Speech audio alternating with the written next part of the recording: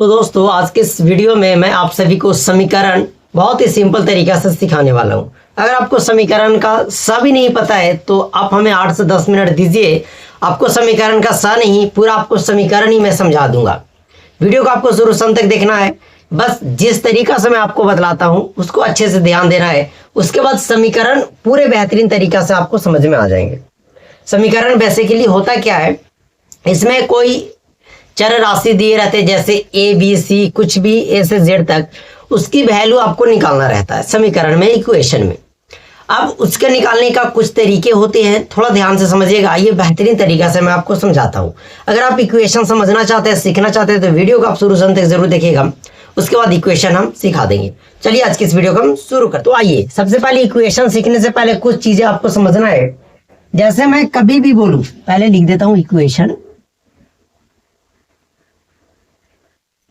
Equation इसको हिंदी में हम लोग समीकरण बोलते हैं, राइट। समीकरण ही इसको बोलते हैं। अब बात करें कि कभी भी इक्वेशन में प्लस दिखे, अगर इसको बराबर के आप दूसरे तरफ कभी भी लेकर जाइएगा, ध्यान से समझिएगा, बहुत बेहतरीन तरीका से मैं आपको बतला रहा हूं। ओके, बस आपको ध्यान देना है। तो प्लस अगर कभी भी इसको बराबर के दूसरे तरफ लेकर जाइएगा तो ये माइनस में बदलेगा। बोलिएगा ऐसा क्यों? तो बचपन में पहले जोड़ सीखते हैं, उसके बाद घटाव भी सीखते हैं। तो प्लस और माइनस में रिलेशन होता है, और माइनस रहा तो फिर ये प्लस में बदलेगा। ये आपको याद रखनी है। उसके बाद एक और चीज रखनी है याद, कि जब हम जोड़ घटाव सीख जाते हैं तो गुना सीखते हैं, तो गुना आपका भाग में बदलता है। अगर बात करें हम डिवाइड यानी भाग को, तो ये हमारी गुना में बदलता है। यही दो का उल्टा याद करना है, मतलब 4 आपको याद करना है कि प्लस रहे तो वो माइनस बदलता है, माइनस रहे तो प्लस बदलता है, गुना रहे तो भाग बदलता है, और भाग रहे तो वो गुना में बदलता है। उसके बाद कुछ और टर्म्स है जो मैं आपको समझाता हूं।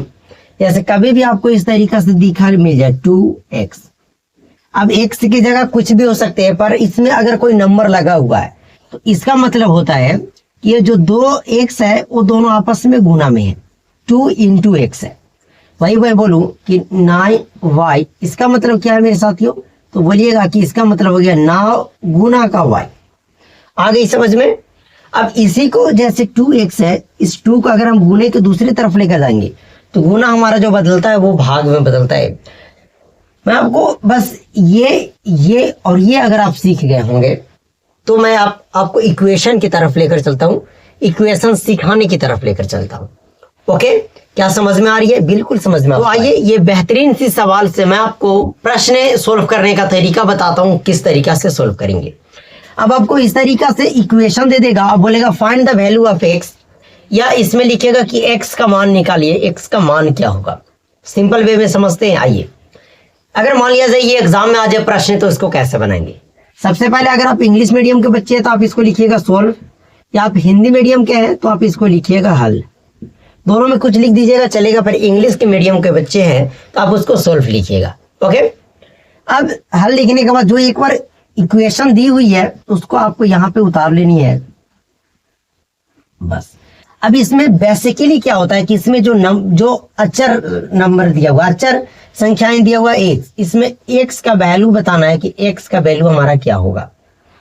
मैं आपको एक्स का वैल्यू भी निकालना बताऊंगा, और ये भी बताऊंगा कि क्या आपने सही बनाया है या गलत, उसको भी जांच कैसे करें। ओके, तो आपको क्या करना है कि हमें एक्स की मान निकालनी है, तो आपको एक तरफ एक्स रखनी है, बाकी सबको दूसरी बराबर के दूसरे साइड की तरफ भेज देना है। तो पहले इसमें एक्स लगी हुई है तो इसको एक बार आपको उतार देना है। 4x है तो 4x, अब बराबर है, देखो ये -4 हम उसको दूसरे तरफ भेजेंगे।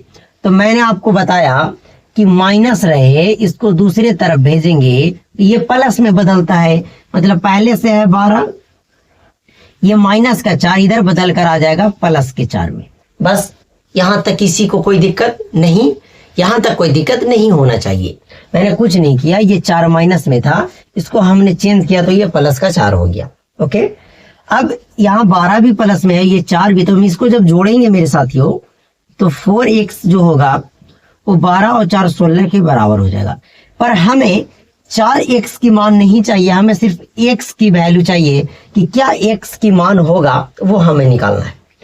तो मैंने बोला कि जैसे इस तरीका से रहे 4x, इसका मतलब होता है कि ये दोनों गुना में है और 4 गुना का x है। तो जब 4 गुना में है तो इसको हम दूसरी तरफ भेजेंगे तो वो हमारा भाग में बदल जाएगा। फाइनली इधर जो बचेगा वो x बच गया और बराबर के उधर से पहले था 16, ये 4 गुना में इधर आएगा तो भाग में बदल गया। अब देखिए 4 इस 16 को 4 बार में काटेगा तो कह सकते हैं कि x का जो मान आया वो हमारा 4 आया। अब विश्वास नहीं करना है कि हम बनाए वो सही है। आप कैसे विश्वास कर सकते हैं कि आप सही बताएं, गलत भी तो बता सकते हैं। तो उसके लिए होता है वेरीफाई, आंसर वेरीफाई कर सकते हैं या आंसर को हम जांच कर सकते हैं कि क्या मैंने बनाया वो सही है, क्या मैंने बताया वो आपका सही बताया या गलत बताया हूं। तो क्या करना है, कभी भी आपको जांच करना रहे या आंसर वेरीफाई करना रहे तो जांच लिखकर, ये एक्स्ट्रा वर्क हो गया। आपको किसी को बताना है कि हाँ हमने सही बताया, तो कैसे बताया वो आपको बताना, वो एक्स्ट्रा वर्क में हो गया, एक्स्ट्रा में हो गया। पर मेन जो समीकरण वो हमारा सोल्व हो गया, इसका आंसर जो आएगा वो 4 आएगा। एक और मैं एग्जांपल से आपको समझाऊंगा।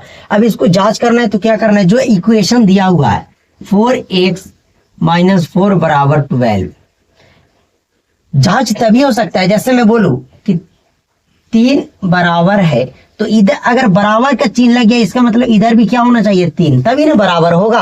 अब हम बोले कि 9 इधर 9 है और बराबर के चिन्ह दे दिए ये 16, कभी होगा नहीं। जब इधर 9 है तो इधर भी 9 होना चाहिए, तब हमारा ये चिन्ह है वो बराबर होगा। अगर इधर 9 है इधर 19 तो ये हमारा इक्वल थोड़ी ना होगा। आ गई समझ में?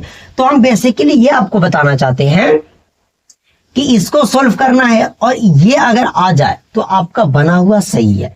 तो देखिए मैंने आपको बताया कि ऐसे रहे तो इसका मतलब 4 गुना का x है और x की जगह हम कितना रख सकते हैं, तो बोलिएगा कि x का वैल्यू हमने 4 निकाल कर लाई तो 4 रख सकते हैं और -4 और बराबर तो 12 है ही तो बराबर लिख देंगे। अब 4 को 4 से गुना करेंगे तो मेरे साथियों 16 हो जाएगा, 16 - 4 और ये पहले से तो 12 है ही। अब 16 में से 4 घटेगा मेरे साथियों 12 होगा और इधर भी 12 है। फाइनली हम देख रहे हैं कि हमारा बना हुआ बिल्कुल सही है। अगर बना हुआ सही नहीं रहता तो ये कभी दोनों बराबर नहीं हो सकते थे।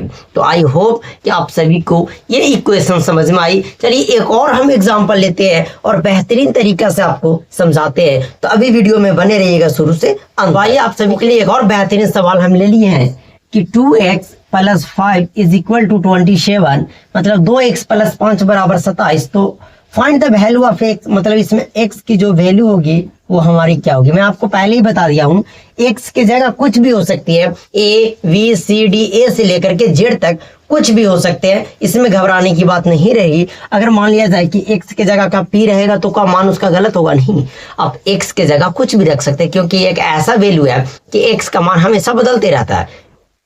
अब मैं आपको बताया सीधा सीधी आपको लिख देनी है हल, अगर एग्जाम में आ गया तो फिर से जो दिया हुआ है उसको इस तरीके से एरो का चिन्ह देकर उतार देना है। 2x + 5 = 27। अब मैंने बोला है कि जब इसकी मान निकालनी है x की तो नंबर वाले को पहले एक तरफ लेकर चले जाते हैं। तो इधर बच गया 2x मेरे साथियों, बच गया ना, क्या बच गया 2x। अब ये प्लस का 5 है, उधर जाएगा तो माइनस का 5 हो जाएगा, मतलब पहले से तो 27 है ही और ये माइनस का 5 हो जाएगा। अब हम क्या करेंगे कि 2x = 2x लिखेंगे, 27 में से 5 जाएगा। अब बताइए क्या होगा, तो 22 हो जाएगा, मतलब 22 हो जाएगा। फिर से ये 2 गुना में मैं आपको पहले ही बता दिया कि इस तरीके से जब चिपके रहे बीच में कोई सिंबल ना है, इसका मतलब मल्टीप्लाई होता है, मतलब गुने के चिन्ह होता है।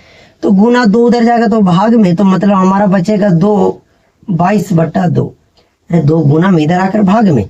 अब देखिए 2 एकम 2, 2 एकम 2, फाइनली जो x का वैल्यू आया मेरे साथियों वो 11 आया। और आप जांच कर सकते हैं कि क्या हमने आपको सही बताई या गलत। बस जांच जो करना है उस मेथड को लगा देना है, x की जगह आपको 11 रख देना है। अगर सही आ गया तो हमारा बनाया हुआ सही है। आइए हम एक बार देख देते हैं। 2x + 5 = 27, तो 2 × 11 रखेंगे x की जगह, तो हमने 11 को रख दिया +5, 11 दूनी 22 और +5, 22 में 5 जोड़ेंगे 27, तो हमने देख रहे हैं कि 27 is equal to 27, 27 is equal to 27 आ गया। सो हमारा बनाया हुआ बिल्कुल ही इक्वेशन सही है। तो आई होप आप सभी को स्मॉल इक्वेशन, मैं आपको हार्ड इक्वेशन बिल्कुल नहीं सिखाया हूँ।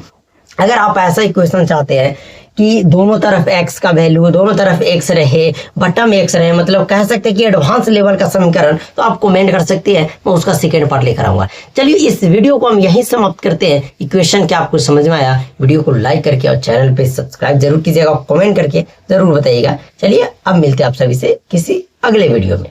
ओके।